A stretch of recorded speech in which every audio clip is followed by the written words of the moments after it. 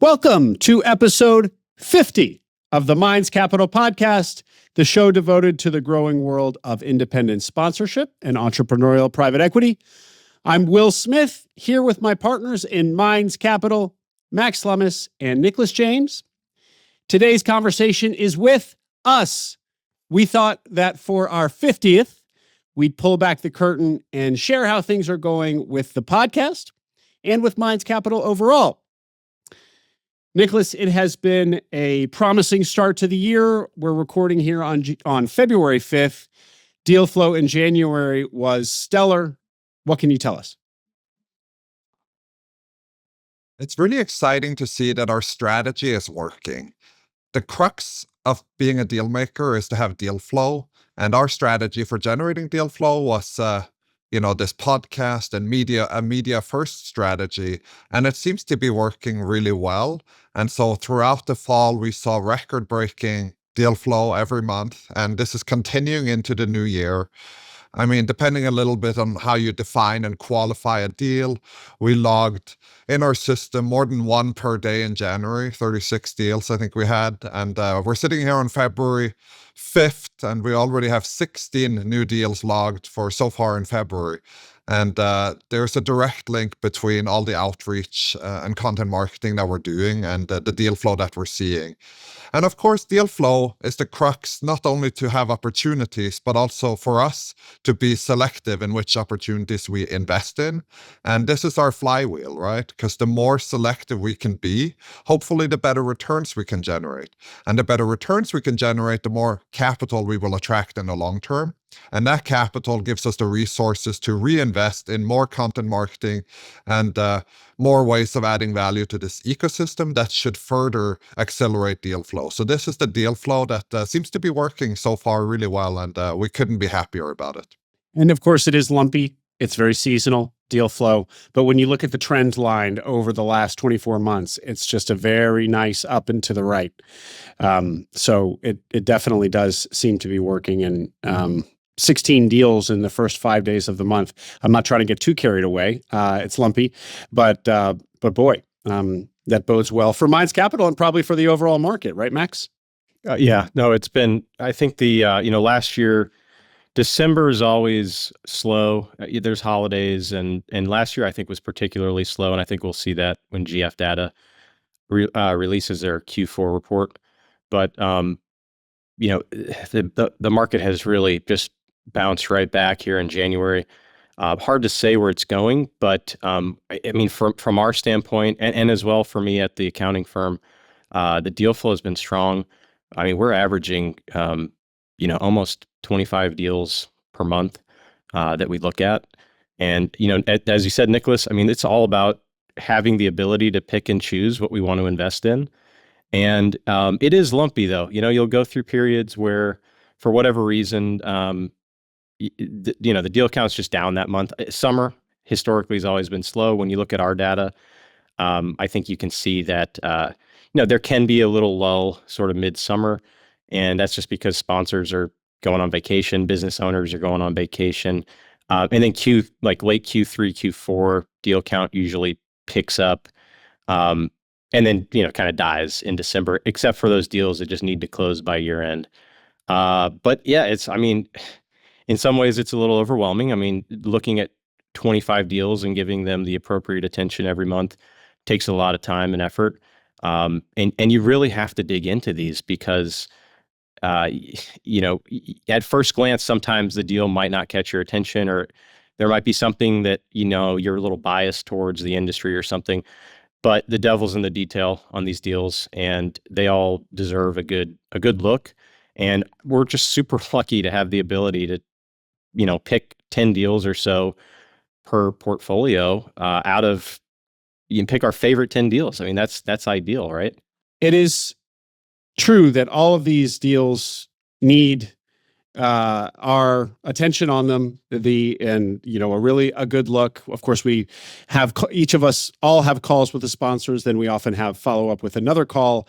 So it is becomes a little bit of a complaint of the fortunate, because when we have a ton of deal flow, we start to get pretty stretched thin.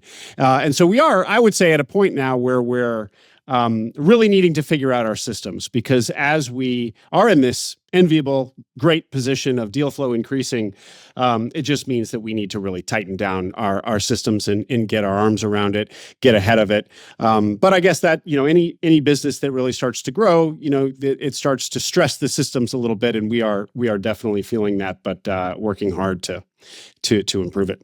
In many ways, we are still an early stage business here, and we don't have, a big staff to rely on. So a lot of the work falls on us. And we have good deal flow, which is what we want and what our whole business model is construed towards. But it's humbling when people send a deal. These deals don't happen out of nowhere. The sponsors spend a lot of time and resources to just find a deal, get it under LOI, and then put together investment materials. And so by the time they send it to us, it's a compliment, right? They want us in the deal. They're inviting us into their work project that they've already spent a lot of time and effort on and plan to be working on for the next half decade or so. And so we are really respectful of this and want to give everyone a fair shake. And we would love to do a meeting with every single deal that comes in, and we're still trying to keep up with that. But yes, there is also process improvement on our side that we need to figure out the right balance there. And I don't know that we have, or that we will ever be in an equilibrium where we do that properly, but we are extremely aware of this and sensitive to this fact. I'm an independent sponsor myself, and so even when we pass on a deal, we do try to come with constructive feedback. We often offer to share their teaser with our network of investors on the backside, and so we try to add value regardless and give everyone the attention that Max mentioned earlier there. Yeah. And one of our value propositions is that we can move and make decisions quickly. That is something that we talk to sponsors about. Part of that is just our smaller check size and our smaller team. So we do advertise that about ourselves. And of course, we it's that much more important that we can follow through on that. So growing pains, but happy ones. Well, and that's, as you mentioned, guys, I mean, speed is so important on these deals. They're already often fairly late stage when we see them, and, with diligence completed. And I think some of the larger groups struggle to get it through committee and make decisions on a timely basis. And I think that key to our business and key to this segment, we have to maintain speed to decision. Good, yes or no decision. We have to be fast, and the sponsors kind of require the capital providers to be fast. So the feedback I've gotten when we have been fast is that they were obviously very happy that we could make a quick decision, and I think because of that, and many other factors, we've seen obviously repeat deals from sponsors, or we've seen 2, 3, 4 deals from the same sponsor, which is amazing.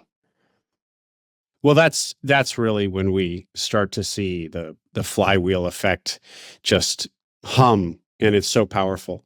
And that works with the podcast as well. We'll have sponsors that we invest in, and that we've now invested in a second time, which is part of the flywheel. But also these relationships that we build with the guests on the podcast, bringing their deals to us. And sometimes there's overlap there. So folks we've had on the podcast, we've also now invested in a couple of times. So it really starts to develop a velocity that's pretty exciting. And I think after 2 years, we really are seeing that hypothesis play out. Speaking of the podcast, so a reminder to the audience, I have another podcast, so I've been doing this for a while.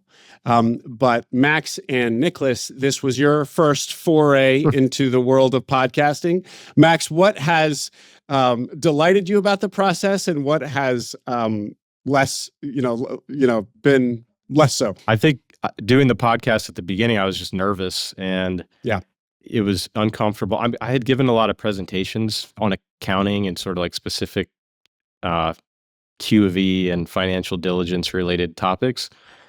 But to get on and really talk more broadly about deals and strategy and sponsors, it was new, and you're on the spot when you're on camera. And even though, we're not obviously live right now, but I don't want to be the one that causes us to have to reshoot the whole thing later. So I think there was a lot of nerves early on, and I think that's probably the case for most people. But Yeah. the more that we've done this, I mean, it's really become fun, and we've gotten really good feedback for the most part from the audience. So again, it's kind of that flywheel approach, and we've all, the three of us have gotten to know each other better, and we've gotten to know the sponsors better, which is so cool. And I think, you and I were on a call with a sponsor the other day that you guys interviewed on the podcast, and we had, seen him at one of our events and hung out, and, it's just cool. I think this experience has been so good. It's broadened my horizons just sort of as a professional. And I'm just shocked. I am honestly just shocked at the power of media. I guess I just really didn't understand that when you do a podcast and you do it consistently week in, week out, you really start to reach folks, and they start to recognize you, and then the inbound that comes from that, for Minds Capital, or for me, just networking with folks in Houston that have heard the podcast and reach out. It's just really cool. I have a lot of thoughts on this too. And as I often say, my background coming from Bain and then HBS, you're conditioned to be low profile and high dignity. And so when I started early 2024, I started posting on LinkedIn 2 to 3 times per week on deal making. And in the very beginning, it felt like I was, prostituting myself in a way, putting yourself out there, shameless self-promotion. But very quickly, within a few weeks, you start getting reactions to it. You start getting inbounds from it. You start getting people who appreciate or engage with your content. And so quickly that shame evolves into gratification, in that you feel like you're adding value and people are responding to that value you're trying to provide. The podcast specifically has been amazing for relationship building. We've had some of the best deal by deal private equity practitioners in the world on this podcast with astonishing track records. And we get to sit with them first for an hour and have a pre-call, and then with an hour of recording. And it's just them giving us a personal masterclass, which we of course share with the audience as well. So that's been just amazing. Many of them are now sending us their deal flow. Some of them have become investors in our second fund. So that's been great. But more than anything, and this has been surprising to me, content production has been an amazing way to learn. And every time you create a post or a podcast, just like in high school when you're commanded to write an essay about whatever topic, a content production at this stage of my career is also a way to learn.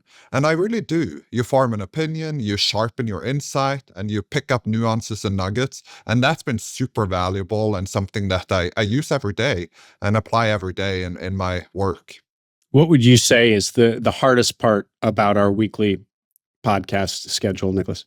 Getting guests has been the hardest part. I think a lot of people are conditioned to be low profile and high dignity and don't like the idea of putting themselves out there, and even less so to share kind of like vulnerable stories or numbers. And so we really appreciate those who have come on so far. They consistently report back very positive experiences that they have, both with kind of the process with us directly, but also the feedback they get once they go live. And so hopefully we're enabling this and people are seeing, this is good for their personal brand and good for them building credibility, and maybe and hopefully it gets easier over time. But that's been the hardest because you're relying on an external party to say yes and come on and do a decent job. The internal process, Will and Max, I think it takes time. But I think we have a good process around it. And as I said, the output for us is relationship building and learning, and content marketing is the ROI on that has been very strong. And what would we say our hours are every week? An hour for let's say we're doing an episode a week, an hour-ish for the pre-call, an hour-ish for the interview itself. And that's for you and me, Nicholas. And then an hour for all three of us doing the preamble, which is the segment that appears that introduces the episode. And then the kind of the back office stuff, which is a lot of the production is on my side. But it's a not insignificant time commitment to put out a podcast. Do you guys re-listen to it after you record it before the preamble? There's the occasional episode where I do the editing. I try to have just my team do that, but occasionally I'll want to do that. For example, the very episode we're recording, and then if we do a preamble and it's been some number of weeks since the original recording, and I need a refresher on my takeaways from that episode, I'll re-listen. But that's obviously another whole hour that goes to that episode. So I try to avoid having to do that. Obviously, I have to listen to it every week, or I get to listen to it every week way before it comes out. So that's another hour. I heard that slip, Max. Yeah, now I get to. Now, early on, obviously, it was like a lot of extra work to listen and get ready for this. And but going back to what you said, Nicholas, about the learning, and I should have said that as well. I mean, the learning has just been, like you said, it's a master class in exactly our business. We're learning about our business. We're learning about investing. We're learning about theses and strategies and why deals went well and what are the commonalities between good deals. And I've learned so much in terms of helping me to evaluate deals and know what a good deal looks like. If I compare the way I feel about this now, and obviously we're going to continue to learn and the economy is going to continue to shift and trends are going to shift. So what we know now may be less applicable in a year or 2 or 5. But if I think back to when I was investing on my own and, deal by deal LP type investments, and I didn't do a ton of them, but I did a handful. I mean, I was almost investing based on gut instinct at times and some fundamentals like entry multiple and industry. But the amount of things I was not thinking about on those early deals is pretty alarming, really. So I would just say this has been so helpful in terms of us performing as investors. I'm so glad you mentioned that, Nicholas. Well, it's funny because the Acquiring Minds podcast, my other one, from day one, I started that as a student. That was kind of my persona, which was true. I was learning. I wanted to learn everything I could about buying a business and entrepreneurship through acquisition, and I've kind of brought that spirit here because I have that much more to learn here, obviously. But when you do that, it's great because you're basically you are the audience. You're invoking the same reason the audience is there to listen. You're co-students, you in the audience, and I just think it's a great format for a podcast. So yeah, it's a recipe that really works. So I'm glad you guys have felt it. And so, Max, you've worked with independent sponsors for a decade on the professional services side and invested occasionally in them. But how has your view evolved of what is a good sponsor to invest in? It's completely evolved. I just had no idea until the podcast. I didn't have any idea the scale at which these sponsors are investing, the number of portfolios that they often have. The good ones can have 4, 5, 6 nice portfolio companies. The track records. I mean, I had no idea. I mean, everybody loves a 3 or 4 or maybe a 5x return, but you hear stories about 8, 9, 10, 11, 20 in some cases. Now those are griffins or outliers, but that's obviously what everybody's after. I did not fully appreciate that. As an investor, I was less understanding of the like sort of the market for LP terms, which we now very well understand. And I think that's obviously streamlined more in the last several years. But, I didn't know what I didn't know. And each episode, the episodes where a sponsor is being interviewed, I mean, I learned something new every single episode. And then you hear common themes across episodes like leadership and, sponsor target fit and sellers having to roll equity. That's a huge piece of the equation that the seller's rolling equity, that gives you so much comfort. And there's more, which we can get into. But it's just it's totally changed my view. And also I'm just so much more bought into the model. I kind of always thought before that independent sponsors were all on their way to like a raising a permanent fund or raising a committed fund. And that's sometimes the case, but more often than not, it's not. And deal by deal, private equity has a lot of advantages, especially in the lower middle market over committed funds. And we've talked about them, and the other sponsors have talked ad nauseum on this podcast about it. But it really has hit home for me. It has only strengthened my desire to honestly to invest in this space. And so yeah, it's totally changed my perspective on the model and the possibilities with the model. And I think there's just so much tailwind in deal by deal private equity going forward. Well, and it kind of accelerates our reps. So we get a lot of reps looking at deals. But then if you also consider every conversation interview that we have another kind of rep, it's that many more. And so I just feel like when we look at a deal now or talk to a sponsor, we can come to our own assessment much more quickly. Max, when we had our call earlier this week, I mean, I think within the first 5 minutes, you and I were, without even having talked to each other, just still in the call with a sponsor, we both just knew that it was a slam dunk. And I'm not sure that 2 years ago I would have had, I would have arrived at a conclusion so quickly. So it's just a lot of volume. We're seeing a lot of volume of information from the deals and the interviews.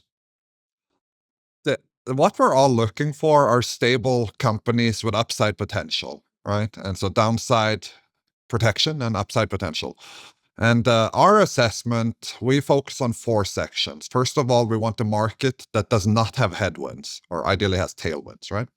And we want a target company that is differentiated and robust. We want a sponsor who is trustworthy and credible. And then we want deal terms that are in line with market, or ideally even good. And so these are the 4 sections: market, target, sponsor, and deal terms. I would say for me personally, the 3 things that really excite me about any given deal would first and foremost be a good entry point. And this doesn't have to be 4x, it depends on the deal, but a good entry point where you clearly see we're buying right, the structure, the valuation, we're probably in the money right out of the gate. It's just hard to beat a good entry, right? The second one would be a strong sponsor target fit. And so we just committed to a deal the other way with someone who's been an operator in an industry for more than a decade. He had known the seller before they even founded the company he's now acquiring from them. And then thirdly, a company that is truly has some standout features where if their facilities were nuked, their customers would be in trouble. It would be hard to replace them. So those are the things that personally excite me. And you often see these things right away when you get on a call like you discussed about earlier this week. Before we move off the podcast altogether, I just want to say 2 more points on that. Nicholas, first of all, to your point about shame.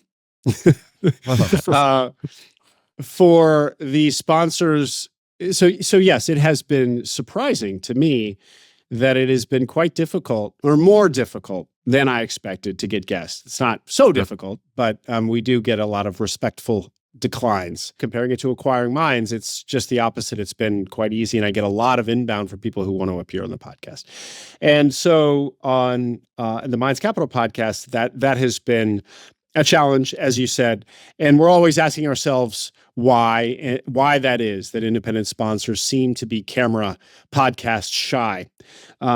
And one reason might be that just in general, private equity is a bit of a cagier industry, and so many people come from private equity proper, and so they've just been trained in not oversharing. But I do also wonder, Nicholas, if there's just a culture of not, touting yourself or appearing to tout yourself. But I would just say to people listening that one way of kind of getting yourself out there in terms of content, but not appearing to tout yourself is to come on a podcast because then you're getting a third party, namely us or whatever host, whatever podcast you're invited on, is the one who has said you should come on. You're not out there raising your hand and saying I'm so great. It is us who has said no. Your accomplishments so far deserve to be shared. There's something to learn from you. So it's kind of a great way to thread the needle of if you feel like you recognize the value to your personal brand, to your career of putting yourself out there a little bit, but you don't want to start posting on LinkedIn or being the originator of content yourself. Being a guest on a podcast is a way to do it. I know this sounds very self-serving as a podcast host who sometimes struggles with getting convincing guests to come on, but it's a real point. Are you? Was that a solicitation for guests also from the audience? Right? Always, of course, yeah. So let's be explicit. If you want to come on, it's will@mindscapital.co. So I mentioned that call that we were on earlier this week, Max, and how you and I both came to the conclusion very quickly that we really wanted to participate in it. What are the characteristics of a deal that we like to see? Yeah, I mean, I think Nicholas kind of alluded to this already and mentioned some of the characteristics or some of the deal characteristics that get us really excited. And I think we've learned a lot of that from, we've, obviously we had some idea of what we were doing when we started this, but we've honed that listening to a lot of these podcast guests. And, one of the, as Nicholas mentioned, and I'd say in many cases, they're proprietary deals with low entry multiples. And in other words, there's a sponsor who's had some way to find a deal that was not on Axial or a brokered or banked process. They knew somebody or they had a relationship in a prior position, in a prior career. So these proprietary deals that have low entry multiples are usually pretty exciting because the entry multiple is really so key to the overall deal economics. It's one of the things that can absolutely tank the economics and is hard to recover from if the multiple's too high. We obviously, as you mentioned, Nicholas, the sponsor target fit is absolutely huge, and I think we've seen a lot of nice deals come through lately where the sponsor target fit is just incredible. There's existing relationships and existing geographies that are applicable to the target business from a sales standpoint, introductions that can be made on day one. We hear evidence of sponsors and seller CEOs who will roll equity and stay leading the company post-transaction. We hear stories of during the deal process, strategy being discussed more than deal terms. The deal terms kind of get arrived at relatively quickly, and then the conversation quickly moves to how are we going to grow this thing? Listen to all these opportunities that I'm thinking of. The seller is educating the sponsor on that, and they're having brainstorming sessions before the deal's even closed. That's exciting, and I think when there's a really strong sponsor target fit, we hear more stories, and that becomes obvious that they've already identified some strategy and some low-hanging fruit before the deal even closes. That's outstanding. The tailwinds, of course, industries that have tailwinds and obviously no headwinds, and there are some industries that have significant tailwinds right now. I think some of the healthcare, some of the infrastructure type investments, there are some significant tailwinds and will be for some time. Favorable geography is a big one, and it's not necessarily a deal killer, but you got to think if you've got a deal in California or if you've got a deal in New York, most of us are 2/3 of us are in no state income tax states. And when you factor in a state income tax at a high rate to your cash flows, that could reduce your returns easily 5%. So it's a real consideration. Plus, there's a compliance cost for us at Minds Capital. So, there's also other sort of traits with some of these states that are sort of less employer friendly. And so there's litigation risks, there's unionization risks. There's all kinds of things that don't exist in some of the other states. So geography is a big one. I think we're most excited in general on deals where there's low hanging organic growth potential and there's acquisition add-on potential. I think we're most excited where we see two ways for the business to grow. There are two clear paths, and not one or the other. But that being said, we're also really excited when we see a second acquisition, a bolt-on acquisition for an existing platform that we've already invested in. We've already worked with the sponsor. It's somewhat de-risked already to us because we've seen the post-closing performance for some time period. We've gotten to know the sponsor. Those are exciting because we already know 2/3 of the equation, So a lot of that has been learned through the reps that we've gone through at Minds Capital, and a lot of it's been learned through talking to the podcast guests and then just applying that to our deal process. Okay, so we are happy to report that the podcast has been good for our deal flow. What else are we thinking about for the future of our deal flow engine? Nicholas. I think when we got started, as we discussed, the media-first strategy for deal flow was our differentiator. That's our pitch to our LPs that, hey, there are, call it 3,000 sponsors out there, a bunch of searchers as well, and through our media, they will hear about us, and this is how we generate deal flow. And that inbound engine is working, as we discussed earlier, so we're super happy about that. But as we look ahead, what I'm increasingly excited about is also having, call it an outbound engine, if you will. And so by doing the podcast, by investing in sponsors, and by building relationships, we will, out of the 3,000 or so, over time, probably identify, here are the top 100 that we have worked with already in one form or fashion. We really like them. And their cadence of doing deals might be a deal every 1 or 2 years, right? So from that cohort alone, you will see 50 or 100 deals per year. And we're looking to, right now, our cadence is to do roughly 1 deal per month. And we do $1 to $3 million per platform. And so just from that cohort alone of people we trust and have fully vetted, we should see plenty of deal flow. Notwithstanding the other 3,000 that are sending us inbounds because they have heard about us and know about us. So I'm very bullish about the continuation of our deal flow. It really feels like it's one of those compounding situations. One thing that we have toyed with is doing webinars. And so the idea there is that everybody understands what a webinar is, but it's basically an opportunity to educate in a much more in the weeds way, almost like an hour-long class. The podcast is extremely educational, but it's audio first, and there's only so much you can do, and there needs to be more of an infotainment element to a podcast versus a webinar where you can really just make it an hour-long training session.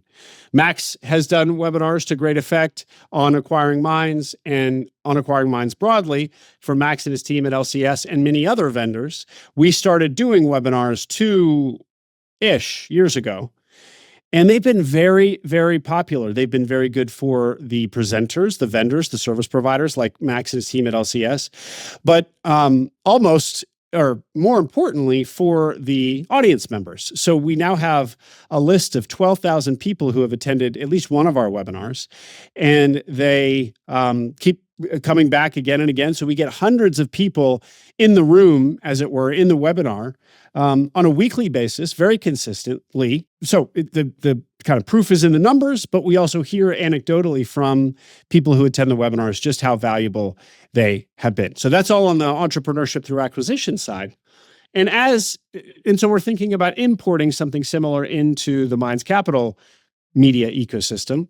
As independent sponsorship grows, as there's more appetite to learn how to do this, if you're not somebody who comes directly from private equity, or even if you are, it doesn't necessarily have to be how to be an independent sponsor or sort of beginner content. It could be some esoteric point about doing a transaction or legal or what have you.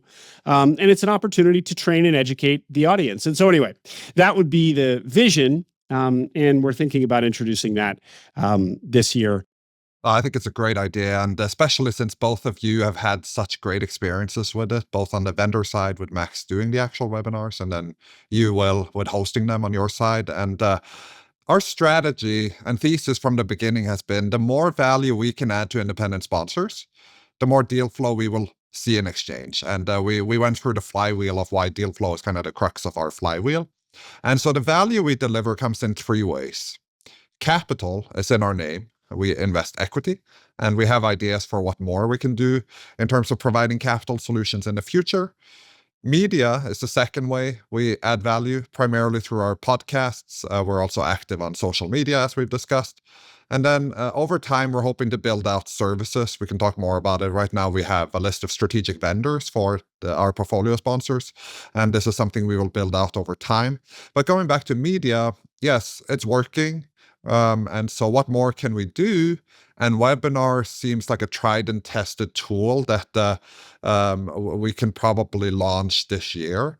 And a benefit of webinars is also that they're a little bit gated in the sense that you typically ask for an email address when you click in to view one of these. And over time, that helps us accumulate emails. And we've seen from our new email campaigns that these are really effective for us in generating both deal flow and also in attracting capital partners or LPs to Minds Capital. And so for us strategically, it's a good way to expand our reach while educating the very people we're trying to exchange value with. And they provide us with deal flow and we provide them with value as discussed. They're really a benefit to the audience, to the person who comes to watch the webinar and learn, to the presenter, usually a service provider, to demonstrate their expertise in a very real sort of mid-funnel way, and then to the media host, because yes, you're reinforcing your own brand in the market with another media offering and building your email list. So they're just a really great content product offering, and I always kind of laugh at that because they are about the most old-fashioned thing, email and webinars. Could we be any more 1990s? And yet I've just fallen in love with them. They've been great. So audience, anybody listening, if there are webinar topics that would interest you, please volunteer them. I would just add as a vendor who's done them with you, Will, you also, as the vendor, you get all this content that you can repurpose and use on your own website. It's evergreen. You could have an editor cut the webinar and put those clips on your website as an educational section for whatever services you're offering. It's, tons of value there for the vendor. And Max, you've been paying Acquiring Minds, right, to advertise LCS, but you found value in it from an advertising perspective, right? There's been good return on investment, both from a client acquisition standpoint, and I think there's probably some ROI that's tougher to quantify by just having more content available on our own website. And as I said, it's usually pretty evergreen because the topics that we're covering are, they're not going to change that much over time. So it's been very effective for us. Yeah. Thanks, and then, of course, Will. Thank you, sir. Thank you, Max. But then, of course, also the email, all the emails, all the people who register to attend the webinar, even if they don't attend, but at least register, that then also goes to the sponsor, the presenter. So it's also then a way for them to grow their email list by a few hundred names in one fell swoop. So really, really powerful. Absolutely. So I guess we're doing them, Nicholas. I guess decision's been made. Well, we have so much spare time, so we need to put it to good use. Exactly. Speaking of spare time and how stretched thin we are and figuring all that out, are we introducing an internship program? I guess we should systemize it. We have had interns. We've had one at a time now for 18 months running, and they've been fantastic. And their scope is for their MBA students or college students, young junior resources, but they are super helpful in logging the deals that come in and providing kind of like a initial viewpoint on what's in the pipeline. And Max and I have a weekly pipeline meeting with our intern and go through the entire pipeline, what has come in. We review everything, but they have kind of pre-populated, if you will. And it's been a fantastic way for them to learn about private equity, see a lot of deals, and yeah, they've gone on to do cool things already. They've gone into consulting and banking and PE. And we have one right now. He's going to go on and do great things as well. And so if we can have 3 of them per year, I think over time we'll build a really good roster of alumni. And we might as well have it as an offering. It's been a mutual win where they help us. And it's a fantastic learning experience from them. So yeah, let's get that up on our website. They're about 3 months long. So it's either a kind of a summer session or a semester long session. Yep, that's right. Great. And we understand it's part-time, right? So it's typically 10 to 20 hours. It's low pay, high expectations kind of situation, but they do get a lot of learning and exposure out of it. Well, it's not on our website. So in the meantime, anyone interested, it's nj@mindscapital.co. Nicholas's email. Oh, your inbox just blew up. Conferences this year, of course, will be at the big one in the fall. We were there last year, and we did our Investor Day on the Thursday after the Tuesday, Wednesday, which are the main days of McGuire Woods. We hosted that in Dallas. This year, we're going to do the same thing, but we thought that one tweak to our model for Investor Day is that we do it at the beginning of McGuire Woods, that Monday rather than that Thursday. What was our thinking there? Well, I mean, I think we were exhausted at the end of having been at McGuire Woods, and really the learning there was more people know Will than Nicholas and I around the world from his other podcasts, but the target audience for the Minds Capital podcast was pretty much all at McGuire Woods and all recognized all of us. So it was the most attention I think any of us has ever gotten at a conference. Maybe not you, Will, but Nicholas and I for sure. So we were exhausted, and then we followed that up with Investor Day, where we gave our own presentations and had a really nice time. But I think it would probably be easier on us to do that towards the front end of McGuire Woods, knowing that we're going to, well, I mean, I lost my voice the first day, so I think it would be good to have the voice intact for Investor Day. Yeah. No, it's everybody at McGuire Woods, not just at our Investor Day, but by the back half of the second day at McGuire Woods is everyone's kind of mumbling about how tired they are and what a sprint it's been, because it's back to back to back, and it's very stimulating, but a great productive 48 hours. Anyway, so we will. We can't announce the date yet because I don't think McGuire Woods themselves have announced the date, but it's in the fall. It was last year in October. So as soon as they let everybody know when the date is, we will tell our LPs when it's going to be. But it's going to be that Monday. Yeah, you asked about conferences. I think we have good digital presence over here, so we don't fly to every conference out there. We also have, families at home. That makes it hard to travel for all 3 of us. But I was at a conference in Miami last week, the Earnout Conference. Had a really good experience. It's a small version of McGuire Woods.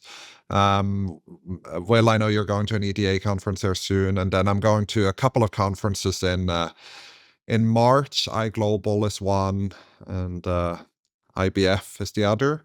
And it's just great to meet people in person. And these are really great venues to meet sponsors that we hopefully will end up partnering with on deals in the future. And it's also actually a great place for us to source podcast guest candidates and just kind of get more of a vibe of the general industry vibe that is going on. And so one thing that I heard last week in Miami was I was chatting with an SBIC at lunch, and he was saying deal flow in the last 2 years it was getting harder, was his point. And so, of course, we're more early stage. We haven't been around for 10 or 15 years yet, so it's hard for us to compare deal flow year over year as much as he can. But we're, of course, as we've discussed, seeing the opposite, where our deal flow is going up to the right. So I thought that was selfishly a and an interesting data point. And I think we're well positioned. So I'm excited about it. Nicholas, at this conference, was it the speed dating format? Yep, there was some of that, and I think that's great. If you know the drill, it's very productive. And to Max's point, more often than not, who I meet now will already have heard about us and kind of know what we're doing. So I can spend most of my time asking about them and their background. And was there content at the conference? Panels of any kind? So this particular conference had 2 or 3 sponsors, and so they would do panels where we were kind of semi-required to sit in and have roundtable discussions. And there were vendors, professional services providers who had sponsored the overall event, and in exchange they get airtime within that day. So that's, I think, a nice concept. It's a win-win for everyone. And then when you've been in the ecosystem for a while, you start getting to know people, and just chat with people in the hallway is always great. Met new folks, deepened relationships with others, and that's why I think it's important to do it regularly, if not every week. Well, for our last segment in today's behind the scenes conversation for episode 50, we are in the back half of a fundraise that started in the fall. Nicholas, why don't you update us and the audience on what that has looked like? Yeah, absolutely. Our second fund, we had the initial close date on December 8th, a couple of months ago now. And so we are actively deploying out of Fund 2. We mentioned the $1 to $3 million equity check into independent sponsor-led acquisitions. I think the experience so far with this fundraise has been, it's been a learning process. Overall, we've had a lot of interest for investing in Minds Capital. We get inbounds via our website every week from people listening and who know us. So right now, first of all, we have a cap of 99 accredited investors per the SEC regulations. And so that's kind of the max number we can allow into the fund. And right now I think we have about 70 that are fully executed, and we have verified their accredited status. We have another 10 to 12 on top of that who are committed, but are still going through the process. And then we have, I think, about 20 people who have committed, but at an amount below our minimum. And that point actually has been a learning experience for us. We discussed it on the podcast with Rick Apple in the fall on one of the episodes. Was it episode 26 or something like that? And in our Fund 1, we had set the minimum investment at 100K. For the second fund, we set it at 200K. Why did we do that? Well, we kind of knew that if we set it at 100K, we would be oversubscribed extremely quickly. And we thought that at a 200K, we would also be able to reach the 99. I think that's true, but it's taken longer. What we're learning is that at 200K, for high net worth individuals who is our investor base, it's just more of an opportunity cost. It's a bigger decision. They usually want to loop in their spouse. They want to have, instead of a 10-minute quick say hello call to approve 100K, they want 2 or 3 calls often to approve 200K. And so it's been more time consuming. And our conversion rate in terms of how many investor leads we have has been lower versus what it would have been at 100. And I suppose that was learning, to some extent, a surprising learning. The other big change from Fund 1 is that our check size is now bigger. With Fund 1, we were in the 300-400K range. With Fund 2, we're at 1 to 3 million, which typically means about $1 million up front at the platform stage. And then we have dry powder to participate in add-on acquisitions. I feel really good about that. We're big enough where it really moves the needle for the independent sponsors who are trying to syndicate the equity, but we're small enough where they pretty much always have space for us in the cap table, right? If we were a $10 million investor, you can imagine a lot of deals just simply wouldn't have space for us at that stage. So we're a minority investor. That's our check size. And I feel like we pretty much found the sweet spot on the check size there. And as far as our cadence of doing one commitment per month, which is what we've been doing since we started, I don't see a problem in keeping that up given the deal flow that we discussed earlier. One last point, due to some regulatory changes, investors are now able to invest in us via self-directed IRAs. So we've actually seen quite a few of our investors do this. And, your 401k or IRA is a long-term illiquid pool of capital that has low opportunity cost when you're 36 because you can't access it for so long. And that actually quite well matches what we do, which is a portfolio-based, fairly low risk proposition of long-term illiquid investments. And so we've seen quite a few of our investors use that. I might do so myself, actually, for future funds. So that's a summary of where we're at with the current fundraise. Great. Thank you for that, Nicholas. That was great. Well, we want to thank everybody who has been along for the ride with us on the podcast for these last 50 episodes, or at least some of them. We've got a lot more in the hopper coming, a lot of great guests to come and great conversations that are hopefully as educational for you, listener, as they've been for us. So we really appreciate your attention. We thank all of our guests for being the intrepid ones to say yes and to come on here. And we do hope that we can get more great sponsors as our guests. So if you are interested, it's will@mindscapital.co. And if you are a sponsor looking to raise, as you heard Nicholas just say, $1 to $3 million per investment, and we average a commitment a month. So you can submit your deal to us at mindscapital.co. And the fund, as you heard, is not fully raised. So if you are interested in participating in that, there's also a registration form on our website for accredited investors. So fill that out at mindscapital.co, and Nicholas will be in touch if you're interested in participating in Fund 2. Thank you all, and until episode 51.